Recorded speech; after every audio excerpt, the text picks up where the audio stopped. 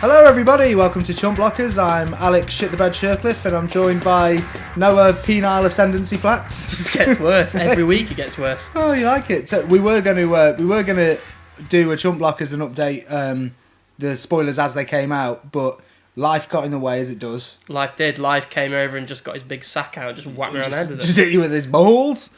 Did. So now we've decided that it would probably be a good idea just to do everything. So we are going to do a whole Karns of Tarkir set review. It's going to be pretty badass. Grab your Lucozade and your Doritos and just and your Bishop's Finger. That's what I've got on the side. I've got a Nuki Brown. Oh yes. I've got a Newcastle Brown. Grab, make yourself comfy, and let's get in there. So we're going to start off with the white cards today. And this will just be on its own video. Then we're going to go through each colour, and then we're going to talk about multicolours, artefacts, and lands in a separate video. So let's get going with the white cards, and we're going to start off with Abzan Battle Priest. Okay, it's a 3 and a white, 3W for a uncommon 3/2 human cleric, and it has Outlast white. So you pay white and tap it, and it put a 1/1 counter on this creature, only as a sorcery. And each creature you control with a +1/+1 counter on it has lifelink. Now this is one of a cycle. Yes. Which it kind of makes a sort of 1/1 counter tribal, like a kind of feeling. Now lifelink. How do you feel about this card?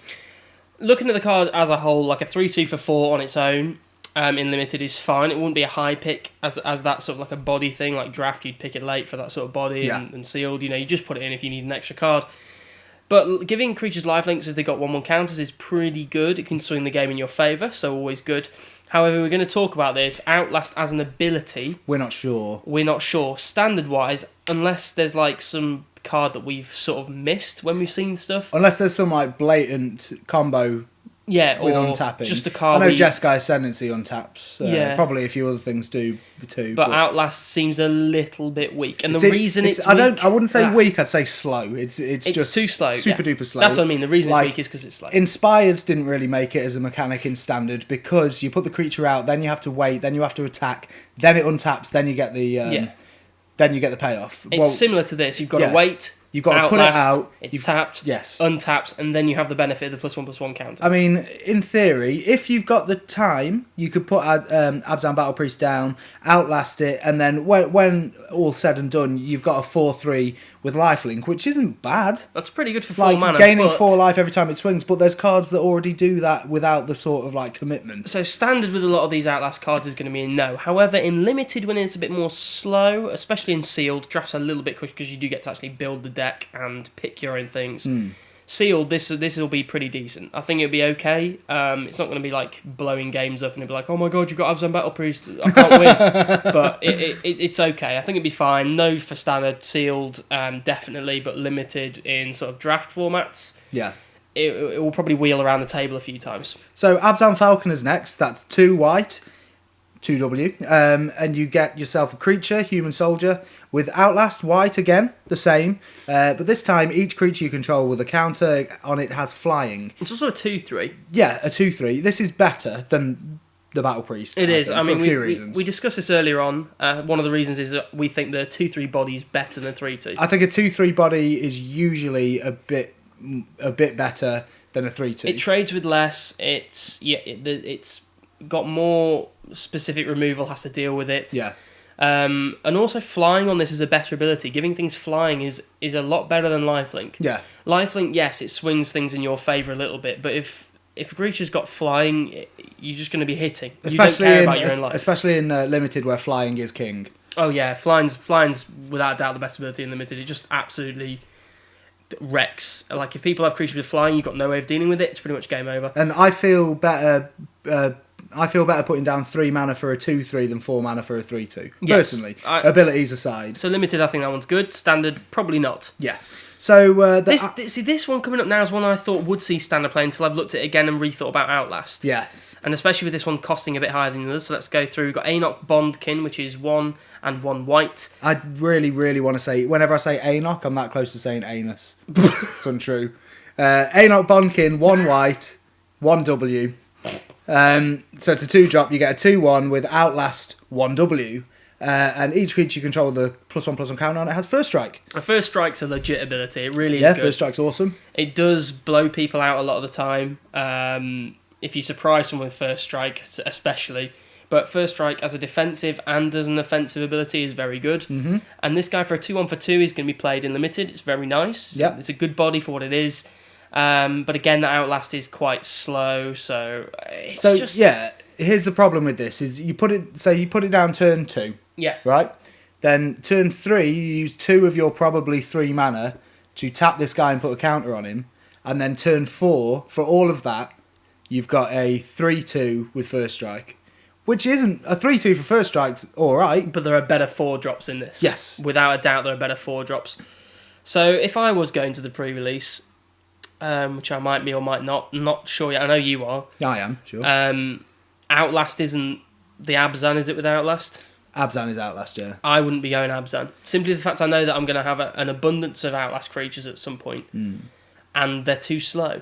And I think someone like Jeskai, who has a lot of hasty sort of stuff, is going to beat me down. I think other formats Outlast might do well. Not modern, not not like quick formats, but like EDH. I could see Outlast possibly being a mechanic that could work. Yeah. But even then, it's not amazing. But I think it's usable. And casual casual players will want to make Outlast decks because they're quite giving all your creatures flying, First Strike, lifelink for all these +1/+1 counters. Because obviously you only need to activate an Outlast on one thing, and if you've got the other 2 out, then it does have lifelink and flying because it has a 1/1 counter on it. Yeah, if you can get them out hasty, and if you've got the mana to spare, Outlast isn't too bad. All of a sudden, it's not terrible. It's not terrible, but it's just a little underwhelming. Yeah. I think the other mechanics are a bit better. I think if we were going to rank them, I'd say Outlast is probably the worst. Yeah. But then again, it can be powerful. Outlast is by far the worst. But it is worse. So let's move on. Then again, we said that about Nightfire Giant. We did, and we got that wrong. Yeah. But we're not going to get that wrong later, because there's something like Nightfire Giant, which I think is quite good. Anyway, moving on to Alabaster Kirin, which is a Kirin creature. Yeah. Which I don't know what the hell that's meant to be. Kirin, have you ever seen Dragon Ball Z? Yeah. Yeah? There's Krillin. Such a bad joke. What was I going for? I don't know. Okay. But it's a 2/3 flyer for 3 and 1 white, and it has flying and vigilance. Now, I think this is really good. Limited... French vanilla, French vanilla common. You're going to see a lot of them in limited, and flying and vigilance is good. Flying and vigilance very good, especially with 3 toughness. Mm-hmm. A 2 power flyer in limited, they always do well. Yes. We've seen all too well recently with the 2/2 flying First Strike. Razorfoot Griffin. Yeah, is a really decent card. I mean, I know it's not got First Strike, but vigilance is good because it does like to hit and defend. Yeah. And with 3 defense on this creature, with 3 toughness, it's even better. Yeah, don't just because there's not a lot of rules text on it. Don't overlook it. Yeah, don't overlook it. It's good. It'll see play, and it'll be a decent pick in draft, and a good and to be fair, vigilance. I mean, speaking of vigilance, we'll move on to something very vigilant in a second. But vigilance is a hard to find ability and is surprisingly awesome. Yes, it is. I mean, usually it's quite expensive, and if it's cheap. Which this is fairly cheap. A 4-cost creature's not expensive. I mean, you wouldn't be surprised to see a 2/3 flyer for 4 without vigilance. So to have it with vigilance is good. Is good. So moving on to Brave the Sands, which is 1 and 1 white for an enchantment. Creatures you control have vigilance. Each creature you control can block an additional creature. This is legit.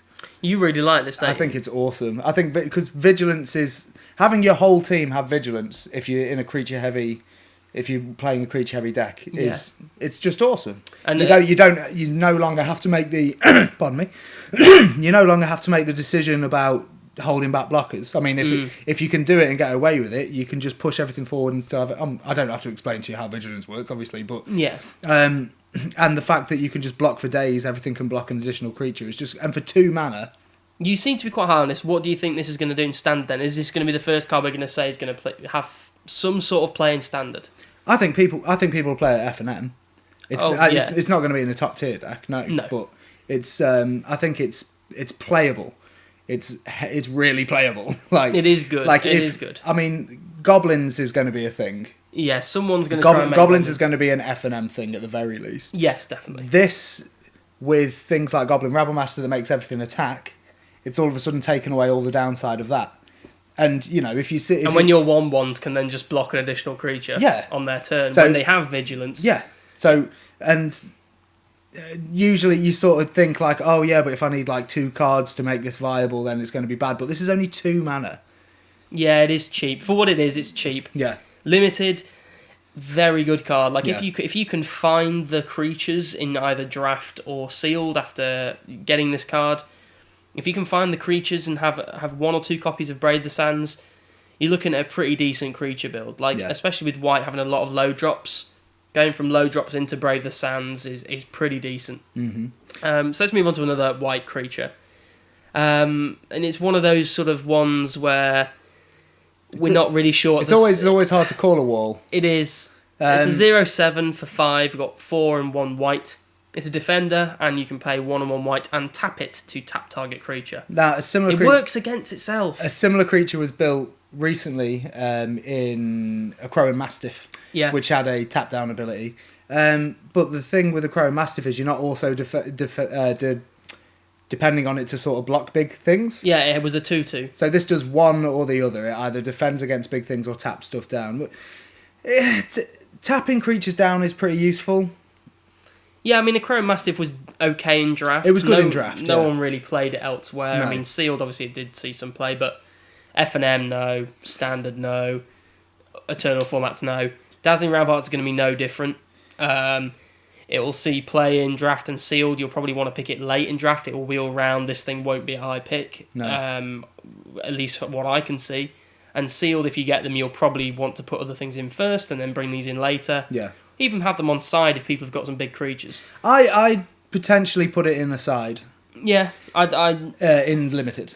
I mean, I'm not the biggest fan of defenders anyway. No. We knew there was going to be some sort of defender thing in this set. Of course, flyers just go straight over it. But yeah, we were saying earlier. I think this would be like a lot better if it was a 0/6 for 4 instead of a 0/7 for 5. Yeah. 5's just a bit too much for what it does, I think, and then having to pump more mana into it to tap stuff down. Yeah, I mean, I know you can obviously... And having to tap it to tap something else is what kills it, really. Yeah, if it was just a pay for tap ability, it was a bit more expensive. Even if it was like pay a lot, it would be better. It'd be better. Anyway, let's move on to Defiant Strike. Now, I really like this card. I play this in draft and sealed all the time. If I was in white... 1 white for target creature gets +1/0 to the end of turn and draw a card at instant speed. It replaces itself. It gives a creature a buff. Get through a little bit more point of damage. Maybe trade with something. So it's a trick. It's a trick and you draw a card. It's a pretty good trick and you don't lose any card advantage. No, I mean it's not going to be one of those where you see it in draft and you're like, oh, slam, pick, take that first pick. No. But it will be if someone's not playing white, it will come around the table, look at maybe even a couple of times. Sealed, you'll play it if you're playing white because you like tricks, and obviously replacing itself's a good thing. That's what sets it.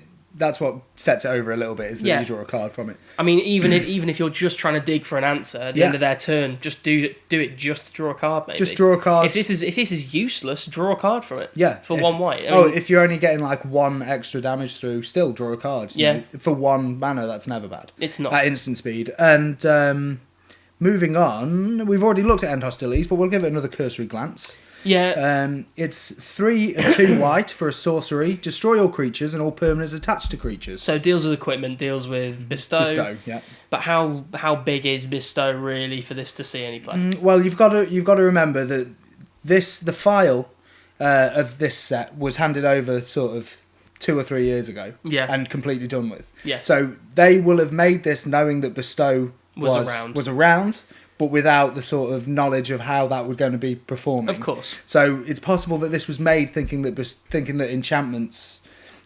people will be more like, oh my god, Bestow's amazing. so good. And people do use it, to be fair, at F&M. I don't think people use it at top tier. No. I mean, there's a few Bestow creatures that do, but not many. Essentially, I mean, if the meta at your local store is, Boon Satyrs and... Yeah. And there is a lot of good bestow creatures, so this is possibly a sideboard card. I mean, to be fair, we're overlooking the fact that it is also just a flat-out board wipe. Yeah, I mean, it does destroy all creatures. So, obviously not going to be going in many aggro decks. No. But, this could possibly replace something that might be going out in blue-white control. I mean, I think the one problem that I have is we know we were going to lose Supreme Verdict, and even when they were making this, they knew they were going to lose Supreme Verdict to that point. Yeah. I think this should have been instant. Keep the mana cost, but make it instant to give Blue White Control a replacement for Supreme Verdict. The sorcery does hurt it a lot. Because it really does. Because people could quicken something last time. Yeah. Or quicken into this, quicken into that. You can't quicken anymore because it would be out. Yeah. So we can't even quicken into end hostilities because it's just not available. That ability to be able to play something at flash speed now is not available. So end hostilities really suffers because it's sorcery speed. I don't think it would be clever to ever completely rule out a board wipe. However, no, they're always going to have their place. Yes, and really, looking with how creature heavy Karns is going to be, there's a chance that this could always creep in. I think at most, I think this will creep into a sideboard sometime in the future. I think it's when a sideboard Bestow card. Perhaps becomes more of a thing. Yeah, then, if it becomes more a thing. But let's move on to one of the reprints in this. Yes. Which is Erase, which has got some cool new artwork and is 1 white to exile target enchantment at instant speed. Now, I was saying earlier on that I didn't really like this, and then you told me something very simple, and I was instantly like, oh, okay, that's pretty good. What did I tell you? You told me they got rid of gods. Yes. Which it does. No. Yes, it does. It does. Yes, it does get rid of gods. It also gets rid of the ascendancies, which is a cycle. Which is a cycle that we'll come to in a bit, which could be making some waves. But yeah, I think this is just great. Yeah, I mean, it's again, it's sideboard. It's sideboard if people are playing a lot of enchantments. Yeah. It gets rid of Banishing Light. If someone's Banishing Light, someone's put a Banishing Light on something you like. Gets rid of Chain to the Rocks, although no, that is Theros, so that's not rotating out. So this will always have a place. Yeah, I think you're right, especially because it does give white players the excuse not to have to run green for enchantment removal. Yes. Or pack their board full of Banishing Light to Banishing Light and enchantment out of the way. And much like Red has received a reprint that gives them answers to artifacts, White's received a reprint that gives them something to say about enchantment. So it's good. We'll probably see in standard on sideboard. It'll see standard play in sideboards. And depending on your meta, your FNMs, maybe even a main board. Possibly. Or two. Possibly. So what are we going on to next? We are going on to Feat of Resistance, which she's got her arm out like, yaha! Yaha, what's that happening? Is her watch going off? Yeah, she's like, oh, it's 3 o'clock! Gotta get home for my tea. Don't know why she's on a tea at 3 o'clock, but... Some people do. Yeah, you never know. But 1 white and 1 for an instant speed. Put a 1/1 counter on target creature you control, and it gains protection from the colour of your choice until the end of turn. Similar to God's Willing, which saw 0 play. I like God's Willing, but yeah, you're right. 0 play.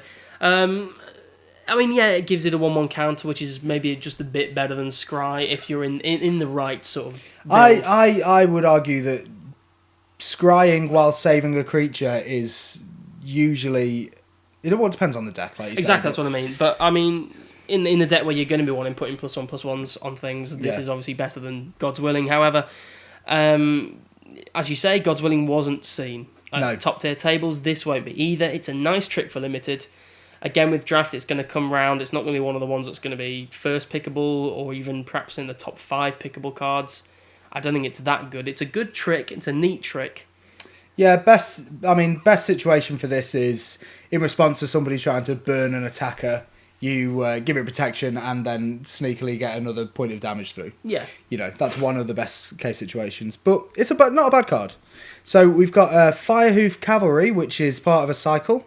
So for a white, you get a 1/1, and its ability is 3 and a red. Hoof Cavalry gets +2/+0 and gains trample until end of turn. I really don't like trample on things with 1 toughness. No. There's something in me that just goes, well, it's pointless. It's going to die. Yeah, it's all right. And there's not a lot to say about this. This kind of ability gets printed all the time. The thing you have to ask yourself with things like this, when you see it and you go, oh yeah, it can give itself +2/0, would you ever pay 5 mana for a 3/1 trampler? No, but it is... It can stack. It's a mana sink end game. Maybe you win the game with it, but you're not going to. A lot of the time, you're not going to. There's a lot of things in this that either deal 1 damage or are 1/2s that can just trade with it. And you can pump 6 mana into it to get a 5/1, but not good enough, I'm afraid. It's not great. Pick it if in draft if you need an extra thing, and have it in your sealed deck, maybe. But it'll never see standard or FNM play, no way. No. So next we've got Herald of Anafenzo, which is a white for a 1/2 with Outlast 2 and a white. And this is one of the better Outlast creatures because it gives you like immediate value for... Yes, it does. Because although you're tapping this to do the Outlast ability, you do get a 1/1 white warrior creature token. And obviously in the right deck, 1/1s make a big difference. And obviously with warriors being some sort of tribal thing Warrior in this, is being kind of pushed in we'll this. get onto this. There's two specific multicoloured cards in black and white that give warriors either +1 power or +1 toughness. We'll get into those later. Yeah.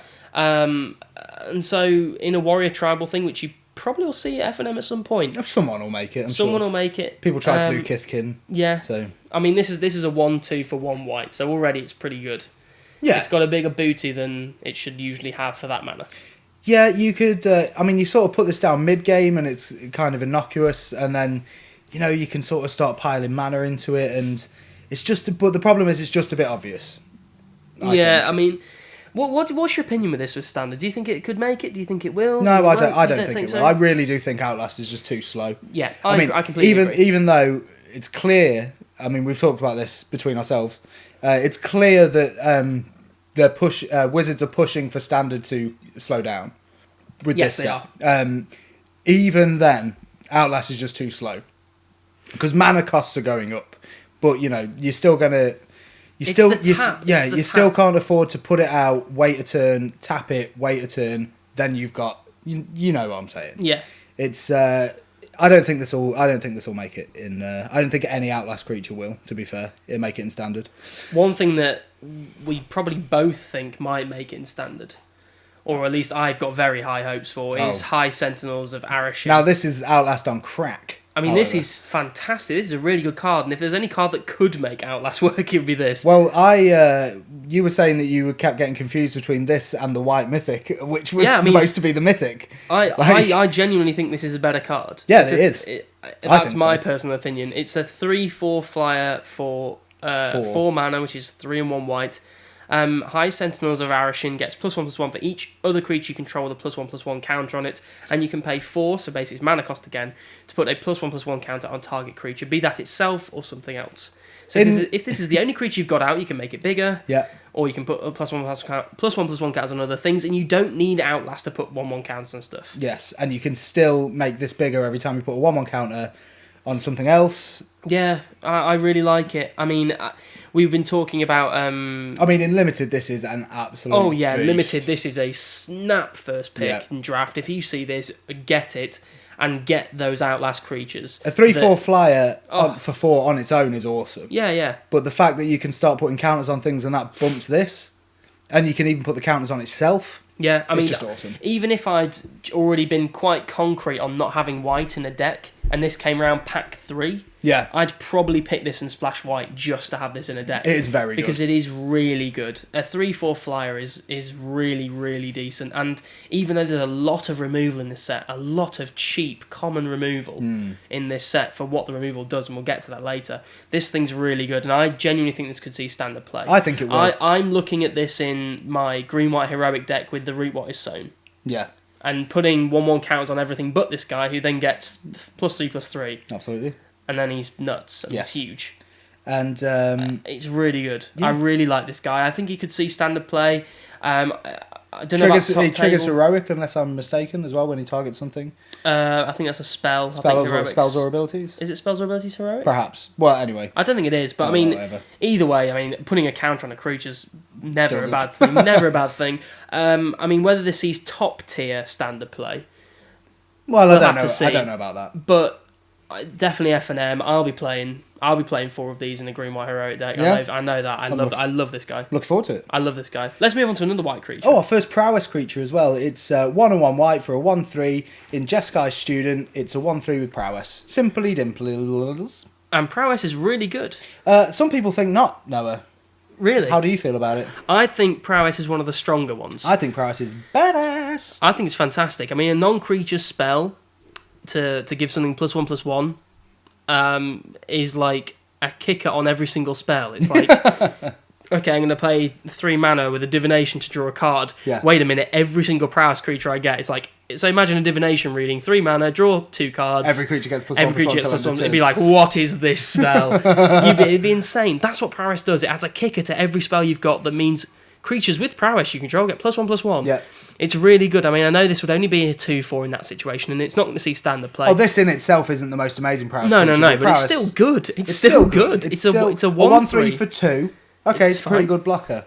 But then just by playing the game, you've got a 2/4, which is, not a bad beater. And this is common. this is the thing me and Alex always talk about to people, is cards that get better or things that get better just by playing the game. And prowess is an ability that synergizes fantastically with what we're saying, because if you just play the game naturally, things happen. This gets better. The ability gets better. And Jeskai Student, the first one we're going to look at here, is still pretty good. It'll be a decent pick in draft, and it'll be good in sealed. I'd play it. Every time that I was playing white, I'd pick these guys. I'm sure that prowess will end up being a good ability. I think it'll shock a lot of people who've said it's not very good. Yeah. So moving on, we've got Kill Shot, which is an instant for 2 and a white. You destroy target attacking creature. This is nothing new. No, we've seen these before. We've seen destroy or sacrifice attacking blocking creature, rah. Yeah. It's situational, yes. It's common though, so you're probably going to be getting quite a few of them in limited or sealed. Yes. So and it's always a nasty feel bad trick for your opponent. Morale wise, if they've swung, I mean, it doesn't matter the size of the creature. It's going. It's going basically. So in that way, it's good. Probably not going to see standard play. Probably see F&M play.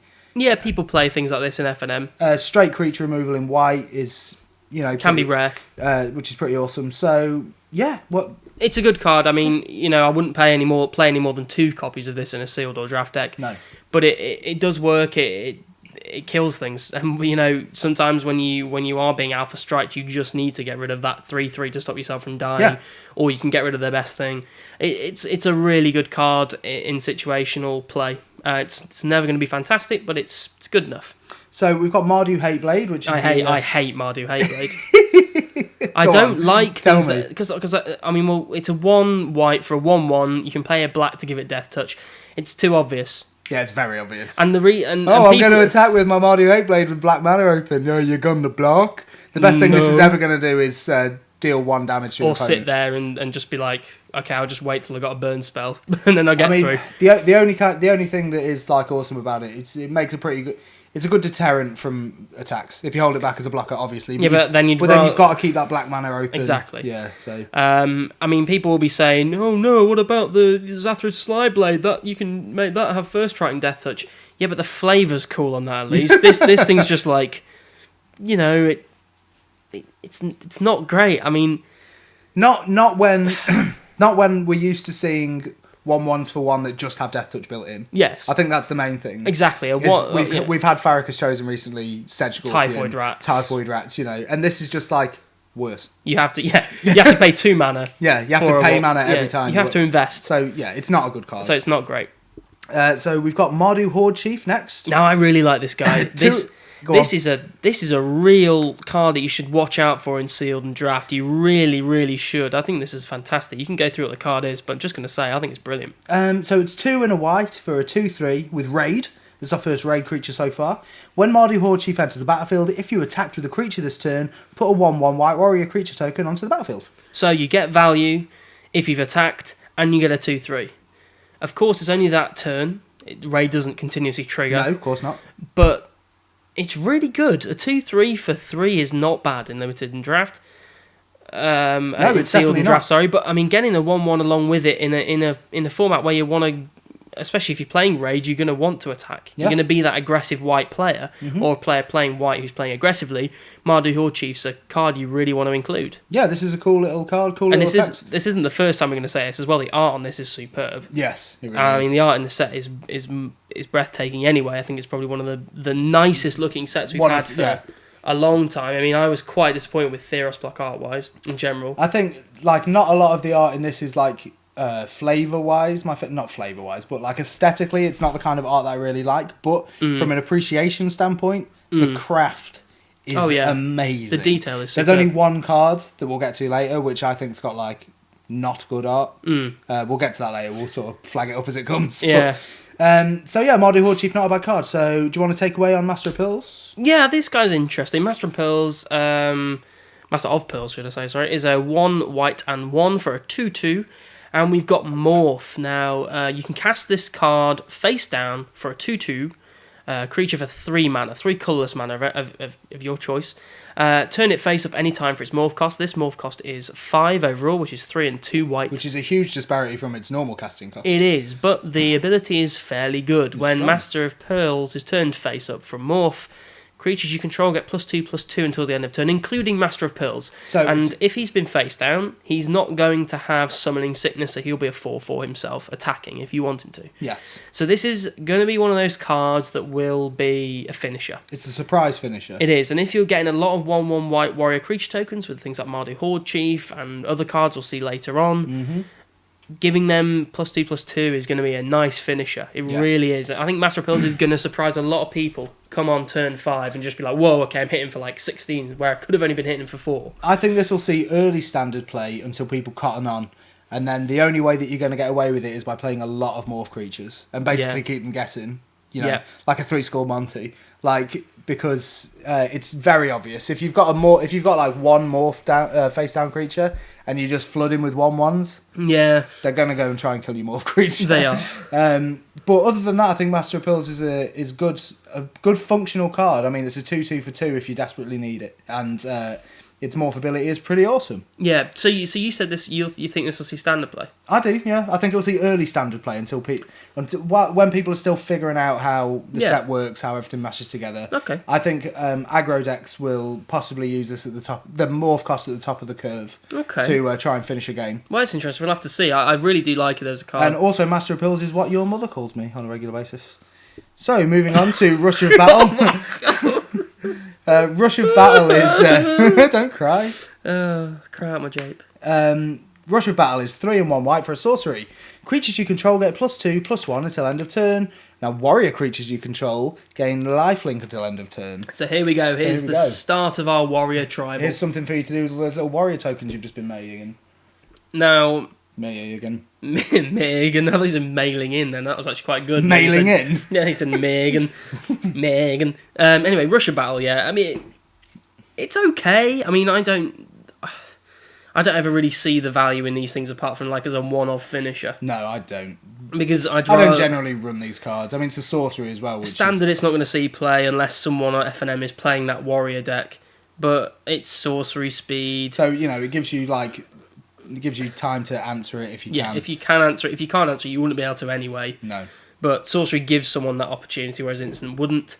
But, I mean, +2/+1 to creatures, if they're not warriors, is fine. I don't know what the flavour thing is with warriors having lifelink. I'm not really sure about what that is at the moment. I mean, we'll probably have to read into that, because there probably is a reason for it. Probably. But, yeah, I think...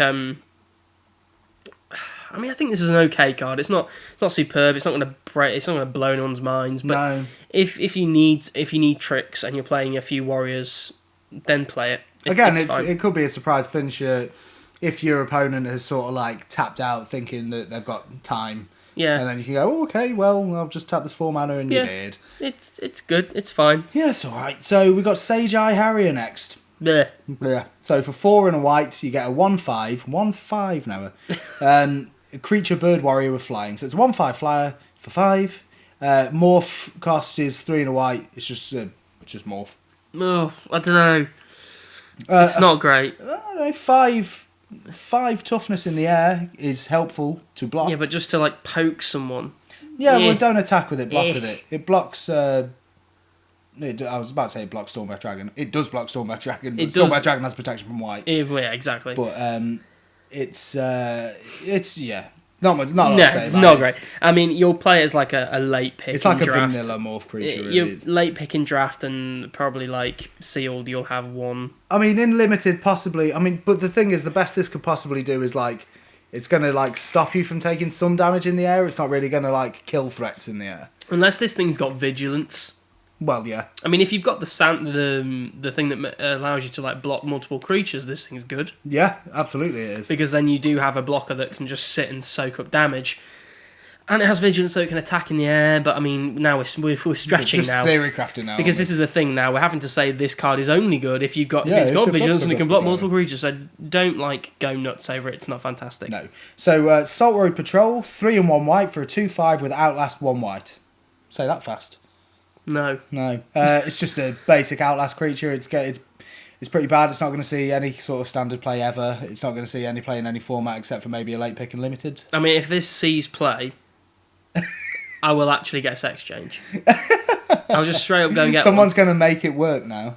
I hope they don't. All the best to them. Yeah, because it's not going to work. It's not great. I mean, again, it's going to be like the last pick you'll ever make in any sort of limited thing. And this is one of my other problems with a lot of Outlast cards.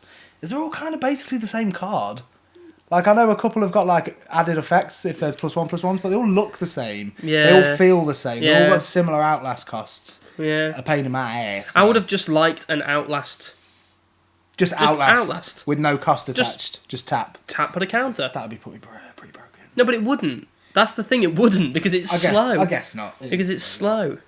I guess you're right. But anyway, I mean, that's my only gripe with Outlast, other than the fact it's terrible. Seeker of the Way is a 2/2 for 2 in white, which is nice. Yeah. With Prowess, which is the non-creature spell, gets +1/+1. Whenever you cast a non-creature spell, Seeker of the Way gains lifelink until the end of turn. And this guy's pretty good. No, I think this is like gaining lifelink that is good.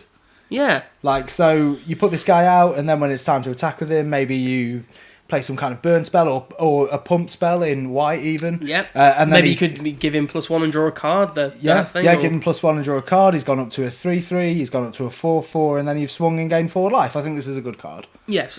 This is going to be one of the ones. If you're playing white, you want to get as many copies as you can. Yeah. And then have some spells to boost it, because even if it's not, it's a bear. It's a bear in white, which is good. Yeah. On the play, it's curving nicely. Bears are good and limited. A bear that can grow is great. And bears in this are even bigger than bears, so there's going to be we're going to get to those big bears. We've got mega bears. But what do you think about this in standard? There's something in the back of my head that's saying maybe. I really like. We're biased towards Prowess though. Any Prowess card, we're like, oh maybe. But I think this is a pretty good card. But life gain F&M, I think possibly. Yeah. For the warrior deck anyway. Yes, it'll see. Because again, it's a warrior again. It'll see F&M play. But yeah, draft and sealed, amazing. Go for it. So Siegecraft is 3 and 1 white for an aura. Enchanted creature gets +2/+4. You've seen this fucking card a billion times. So moving on, we've got Smite the Monstrous. That's all Siegecraft gets. It's just an enchantment. Just bad. It's just an enchantment that gives you +2/+4. It's just bad. Do you ever play them? Play a 2/4 instead of giving something 2/4. If you really want a 2/4. You play them limited a bit, don't you? Sometimes, like, oh yeah, okay, I'll take that. But auras are just generally bad because you get 2 for 1. They've got to be good to be good. Yeah, like They've basically got to go back to your hand or fall off, which like almost never happens. So Smite the Monstrous is a 3 and 1 white for an instant. Destroy target creature with power 4 or greater. It's pretty good.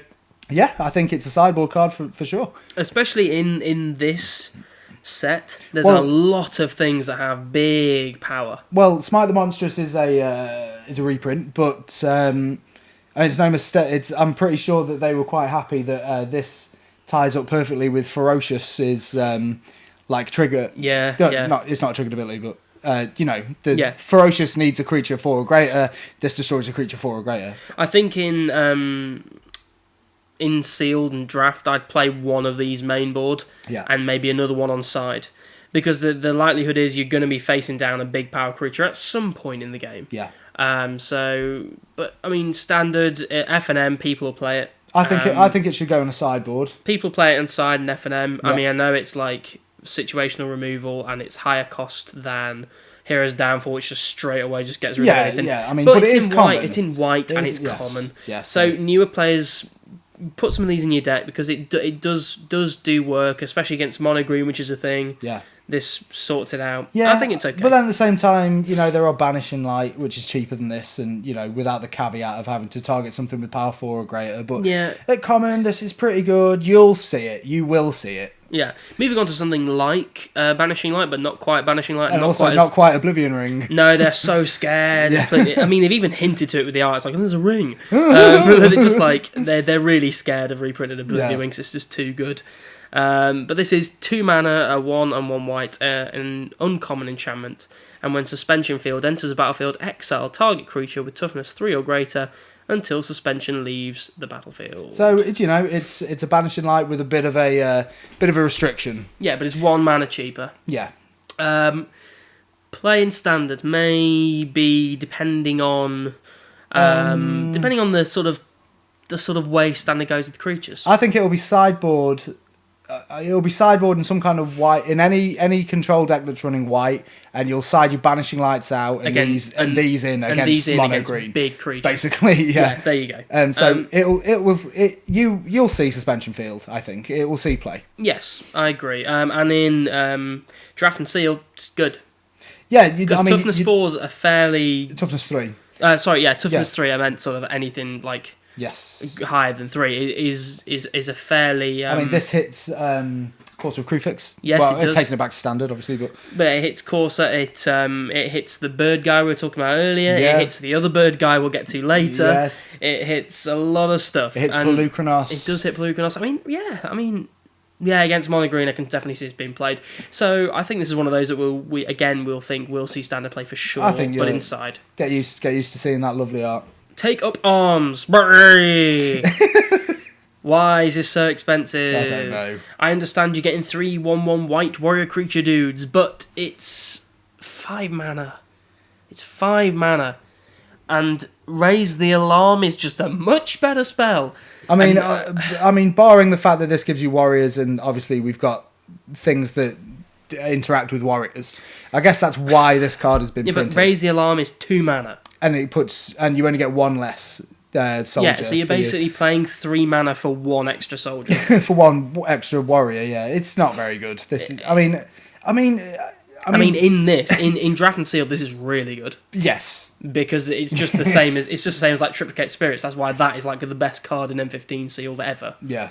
Is because it's things like this. Yeah. I mean, I know that had Convoke. This doesn't have Convoke, but it's still a reasonable mana cost and it's instant speed. At instant speed, yeah. So you can either throw these in front of a 3/3 or spread them across the board, or next turn have them so you can attack with things, or have fodder for your Master of Pearls to stop pumping up next turn. Yes, that's true. Because, that is true. But 5 mana is just too much. Standard, no way. Sealed draft, very good card. Go pick it. Okay, so we've got Timely Horsemate. For 3 and a white, you get a 3/2 human warrior with Raid. And when Timely Horsemate enters the battlefield, if you attacked with a creature this turn, return target creature card with converted mana cost 2 or less from your graveyard to your battlefield. That's good. I like Raid. I'm starting to like Raid the more we look at it. I think Raid, it's one of the best. I think because it promotes new players to have to attack. Because that's the thing, new players as well. They don't like to go, I think I should attack now. No. I think I should attack. Yeah. Should I attack? I don't know. Raid makes them attack. Yes. It says, look, don't be scared, go for it. Yeah. I said Horsemate, it's Horde Mate. It's because there's a horse on the art, so I thought it was like, it's my Timely Horsemate. He's not mechanic. It's the Canic horse. You're not mine. But Raid is promoting attacking, and this gives you an upside, so it's always nice. You'll be able to get back some of your lower drops that have lost earlier on from being cannon fodder or have just been tricked out of the game. Yeah. So this is really good. There's good 2 drops. And a 3/2 body for 4 is fine. Yeah, I think this will see play. It's the Goblin Rough Rider body. Yeah. It's Goblin Rough Rider's a good card. I know this is 1 more mana, but you do get that upside with Raid. So this will be good, and we'll probably see play in draft and sealed. Not standard. No. So, Venerable Lamassu. Venerable Lamassu. Oh, Godzilla! Sorry. It's 7 mana for a 5/4 flyer. White, it's okay. That's about it, really. It's good in limited. Yes. Pick it in limited. Yes. Yes, probably not draft, because it's a bit too expensive a draft when you can sort of construct a better curve. Yeah, because you've got your sort of hand on the deck building instead of just going, okay, I've opened this, I've got to do the best I can with it. Yeah. This is good in sealed. Absolutely, yeah. 5 in the air is great. It really is good. Even though you're pumping 7 mana into it, limited games sometimes go a bit longer. So go for it. War Behemoth is terrible. It really is. It's a 5 and a white for a 3/6. It's morph. It's got morph, and its morph cost is 4 and a white. It's just shit. It's got a big butt. That's all I can say about it. Yeah, it's got a big butt, but you got to pay for it. You got to pay for that butt. 5 mana minimum for this butt. Yeah. I mean, it's bad butt. So Watcher of the Roost. Yeah. Moving on. Go on, mate. I like this. I like this card. 2 and 1 white for a 2/1 flyer. I like this cycle. I really like this cycle. Because the morph is different than we've ever seen before. Reveal a white card in your hand, and whenever Wash the Roost is turned face up, so when it's unmorphed or morphed, whichever way you see it, you gain 2 life. 2 life's not great, like, who cares? But, I mean, a 2/1 flyer is pretty decent. I'd probably just play this as a 2/1 flyer, personally. Yeah, for 3, it's alright, isn't it? It's acceptable late on. But if you do just want to gain that 2 life, if you need that 2 life at some point, you can get this guy. And you can even trick it in as a flying blocker. And again, the art's cool. I really like the bird stuff. I really like the whole cycle of reveal colour card in your hand. I think it's very clever. And you've got these little splashy effects attached to them. Now, this isn't one of the better effects from this cycle, but still. I think this is an alright card. Yeah, I'd say it's going to be a decent pick in draft. You'll play it in sealed. Now, obviously, cards that give you a bit of life never make it in anything outside of limited. No, I mean, this is nowhere near standard. But it's a good card. Moving on to something people, and it's our actual final white card. Yes, and this final card of this video. This is a contentious card. Now this is getting a lot of like different opinions. Yeah, I think pretty much people are 50-50. I'm really not sure how I feel about it, to be honest. I'm not. We're getting Wingmate Rock now, Wizards. I got a bit of a gripe here. Okay. Why in God's name is this a mythic? Yeah, I don't get it. Why is this a mythic? The ability, yes, is good. It's a flyer. It's a 3/4. For 5 mana, 3 and 2 white, so a bit more intensive on that than the other bird guy we saw, who is better in my opinion. Yeah. And when he enters the battlefield, if you attack with a creature this turn, you get a 3/4 white bird creature. So you basically double this guy up. And whenever this Wingmate Rock attacks, you gain 1 life for each attacking creature. Why? I don't get why that bottom ability's on it at all. No. I think they've just tagged that on because they needed to make it a mythic. I don't. It seems like they tagged that on just to go, oh, we need something to make it a mythic. I mean, why is this mythic? I mean, if there was some way to sort of like reoccur this creature, but I mean, there probably isn't. If you could bounce this back, Yeah. then yeah. Well, I guess you can do that. There's Retraction Helix. Oh, wow, we're stretching though. Yeah, we really We are. I mean, I've seen pro players saying this will see standard play for sure because you get 2, 3, 4 flyers if you've attacked, and then you gain life as well. Yeah, but it's a 5 mana 3/4 flyer. What? I mean, you look at the rest of these cards. There's so much more better things to do with 5 mana. Yeah, I mean, but you do get 2, 3, 4 flyers. Yeah, but then you look at what else people could be doing with 5 mana. Look at the Karns. Look at some of the crazy. I'm undecided. I know for a fact I don't think this is mythic good. No, it's not mythic good. Will it see playing standards? The big question people are asking us about this. I don't think. I mean, I really don't know. I think as bad as it is, as a mythic, and I think the reason I think it's bad is because they've gone for mythic, and I think they've done that just like they did with the Lotus Cobra. Yeah. Because Lotus Cobra, I mean, if you guys don't know what Lotus Cobra is, I'll put a picture up on screen now. Great card. It's a fantastic card, and they only printed it mythic for a money spin. Yeah. And that's been confirmed on a podcast I listened to. Yeah, they've said we did it because people wanted it. Yeah. We did it to put it behind a paywall, basically. And I think Wingmate Rock's in the same camp. I do. Because it is powerful. It's a powerful effect, but it's an effect that's not mythic. Let's just drop some theory, right? How much life are you going to be gaining with this guy when he attacks? Realistically, 2, 3, maybe 4. If you've got a lot of tokens. If you want to do that, just give it lifelink. If you're in white, yeah. Just give it lifelink. If you're in white, you're probably going to have a lot of tokens flying around. I mean, Elspeth's still about, but no, it's just again we're stretching. We are. That's the problem. Yes, it's 5 mana and you get 2, 3, 4 flyers. Now, 2, 3, 4 flyers is good source. Oh yeah, limited and sealed. Don't even question this card. This is absolutely mental. This is mental good in limited and sealed. I don't know. Standard, we're not sure. However, all we are sure about is it's mythic because they didn't want shitloads of these things flying around because too many 3, 4 flying white is a pain in the arse. But I mean, if this was rare, it could overtake. That's the format. Thing. That's the thing. You know. But because it's mythic, it's going to be a big money thing. Yeah. And because it will probably see play. I mean, I could be wrong. I think this is right on the borderline. I think it reminds me a lot of Brimaz. Yeah. Whenever people saw Brimaz, they were like, "Oh my god, Brimaz is the best thing ever." And people have seen this and they're like, "Oh my god, Wingmate Rock is really good." All that happens with Brimaz is he gets put down and then gets removed. He's just like the biggest target ever. But I know you get left with a 3/4 behind most of the time with this, but then it's a token and that can get removed in multiple ways. Okay, guys. But So we'll see. So so that's white. yeah, we finished our white, and so we're just going to take a short break, and then we're going to come back and we're going to do it all again with the blue. We are. So we'll see you in the next video, guys. Leave a like, comment, do all the good stuff we like you doing, and we'll see you for the blue cards. I love you.